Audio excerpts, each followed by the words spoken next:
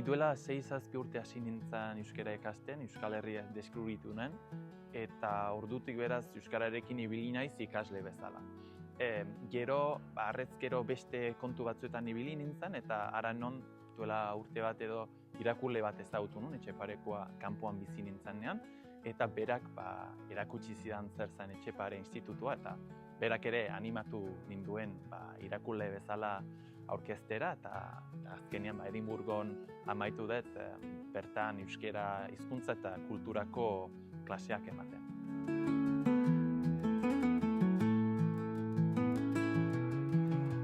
Irakurle gisa erronkak hainbat dira.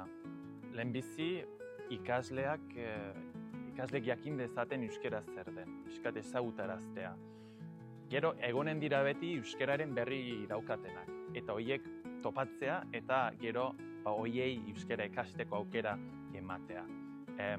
Hori batetik gero klaseak emateko garaian gure dagokigu hizkuntza transmititzea, askotan euskarak agian berain herrialdetan ez daka hainbesteko presentzia, beraz aldegun hainean errekurtsoak eman, klase interesgarriak ematea, zein hizkuntzarekin izango litzateken bezala. Eta gero beste alde batetik ere, animatu beraien kabuz Euskal Herria ezagutzera, beraiek joatera ez, azkenean hori da azken helburuetako bat, beraiek albezain besteko aukera izatea Euskal Herria bertatik bertara bizitzeko.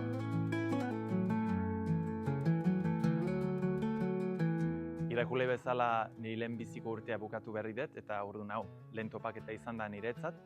Alde batetik pozgarri izan da, uste dut bakoitzak bere unibertsitatean lan egiten duelako urtean zehar, normalen euskal ordezkari bakarra, eta batean hemen gaude kasiko 30 irakurle batera, etor ohartzen naiz hainbeste lankide dituala munduan zehar sakabanatuta egon da ere. Eta beste alde batetikan konferentziak ere izan ditugu, edukia, dinamikak, 3 egunen zehar, eta hor asko ikasi dut, asko pentsarazi digu horre guztiak, askotan guk ikasle olako eriketak ematen dizkiegu, eta guri tokatu zaigu, eta asko eskertzen da azkenean gure urtetik urtera gure edukia hobetzeko aukera ematen digun estruktura hau.